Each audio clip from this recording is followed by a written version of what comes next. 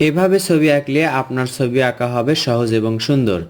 এক পাশে পাহাড়, এই পাশে একটি রাস্তা, দুই দাগেই বোঝা যাচ্ছে, একটু পরে বুঝতে পারবেন। একটি ঘরের চালা আঁকলাম, ঘরের চালা আঁকার পর তিনটা খুঁটি এভাবে সোজা করে দিলাম, একটা ফাঁকা রেখে নিচে দেখুন এইভাবে আরেকটা পাহাড় তুলে দিলাম। তাহলে বোঝা যাচ্ছে দুই পাশে দুইটা পাহাড় এবং মাঝে রাস্তা। দুইটা গাছের শেপ এঁকে নিব। একটি গাছের শেপ আমরা দেখুন এভাবে ডালপালা করে দিব, উপর দিকে যত যাবে শুরু হয়ে যাবে। এরপর এই পাশে আরেকটি গাছ এভাবে আঁকবো। এভাবে শুধু পেন্সিল দিয়ে আমরা দৃশ্যটি আঁকবো, এতেই দেখতে অনেক সুন্দর লাগবে। ঘরে দরজা এবং জানালা আঁকলাম এবং ঘরের চালাতে এভাবে দাগ দিলাম। এখন একটি সূর্য আঁকবো। সূর্য আঁকার পর সাইড দিয়ে দেখুন সূর্যের পাশ দিয়ে আমরা একটু শেড দেব, ঘুরে ঘুরে দিতে পারি এভাবে। আকাশে সূর্য আঁকার পর সুন্দর লাগছে।